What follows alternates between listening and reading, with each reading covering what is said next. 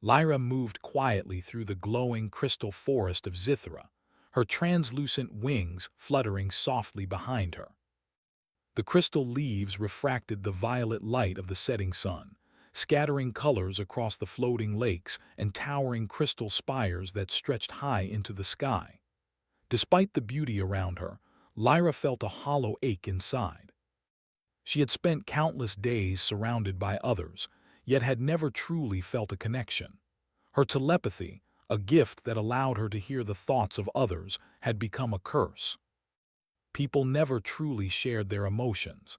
They simply projected fragments of their minds, bits of ideas and surface thoughts that never touched her heart.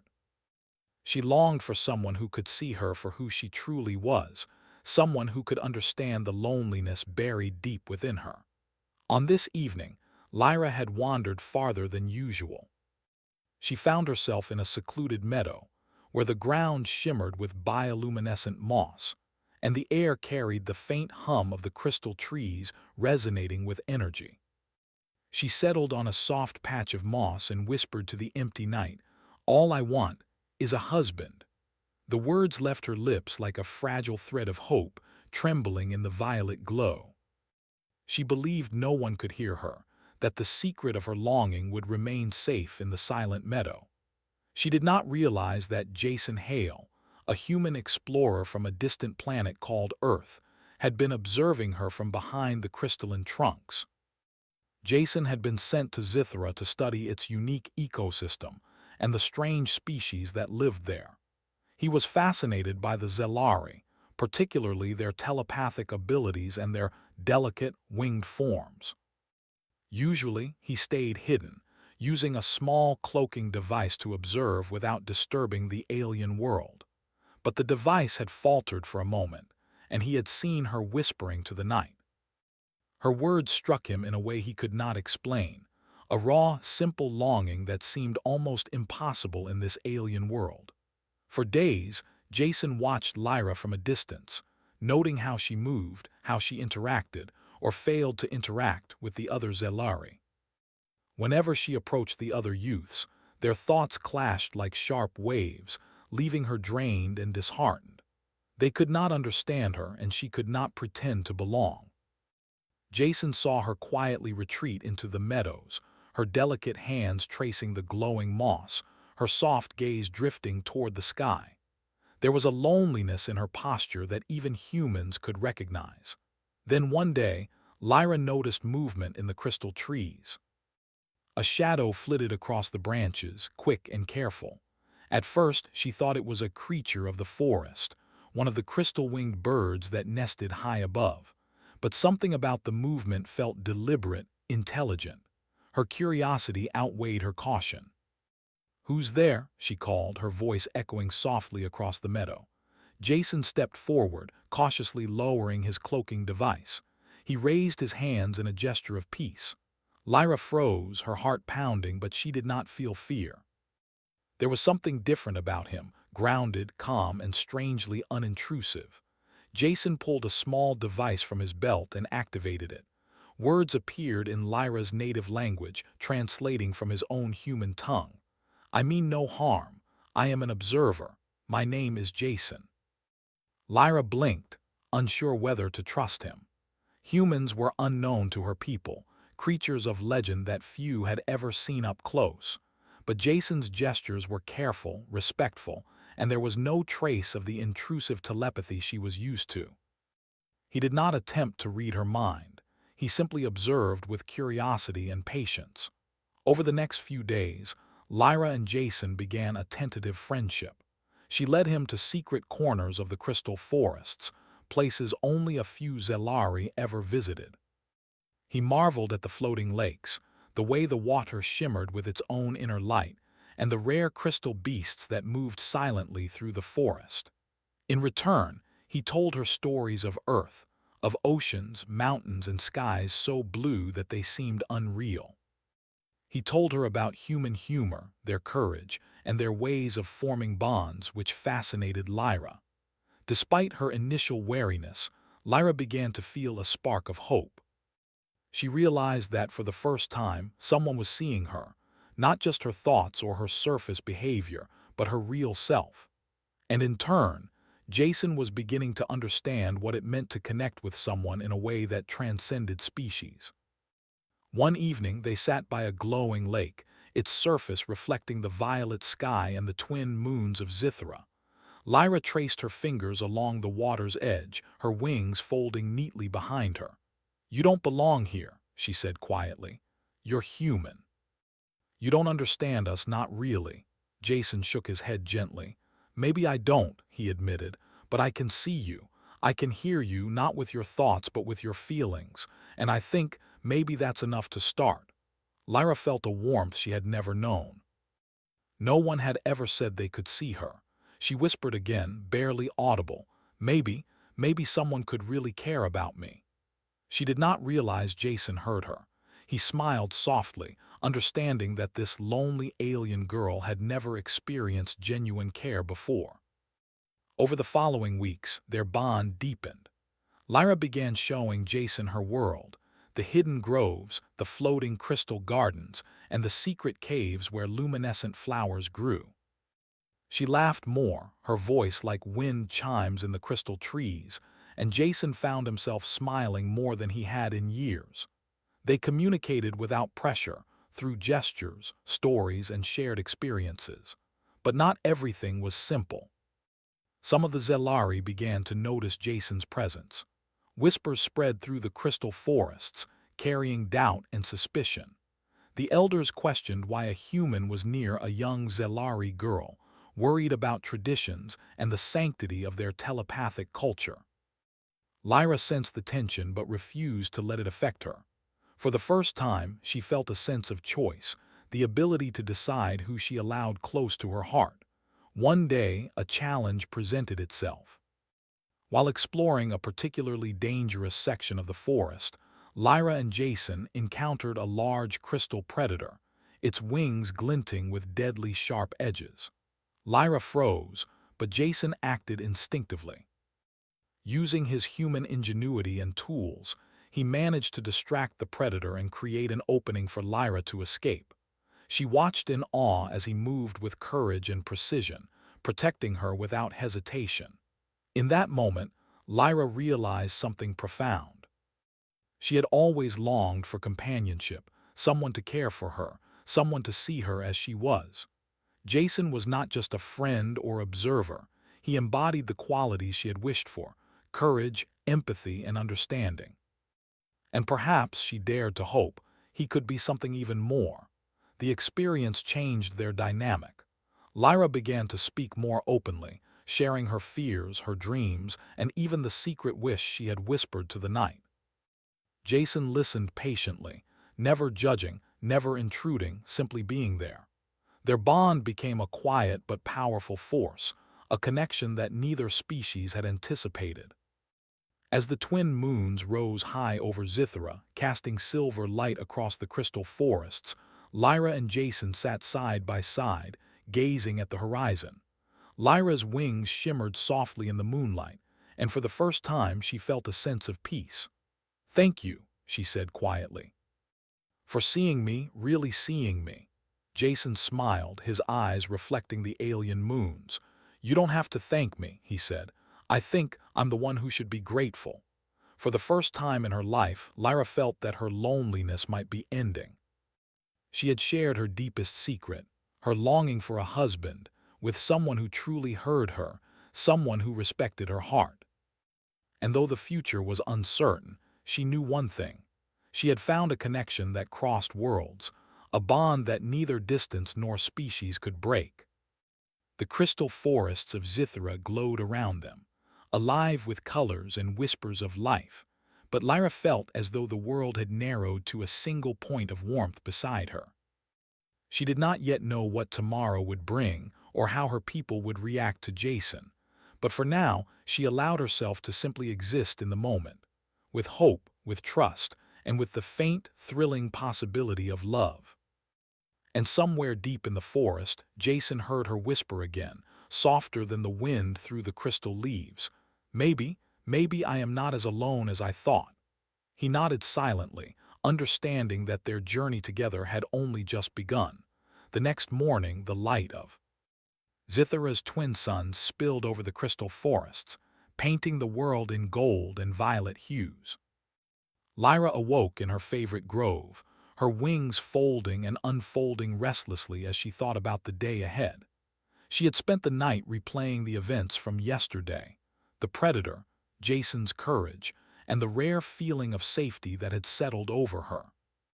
For the first time, she felt a quiet confidence, a sense that she could face the world and its challenges without feeling crushed by her own loneliness. Jason had already begun exploring near the grove, carefully observing the surrounding terrain for any threats. His human instincts made him alert even in this beautiful, seemingly peaceful world. When Lyra appeared, he smiled warmly, the sunlight glinting off his equipment. "Morning," he said, his voice calm, yet carrying a hint of excitement. "I thought we could explore the floating gardens today. I want to see what secrets you've been keeping from me." Lyra laughed softly, a sound like wind chimes echoing across the mossy ground. "The floating gardens are dangerous," she warned, though the amusement in her voice betrayed her excitement. "Only those who know the paths can reach them safely. You might not survive without me." Jason raised an eyebrow, a playful grin forming. "Then I'll just have to trust my guide," he said, "and maybe learn a few tricks along the way." Together, they began their journey.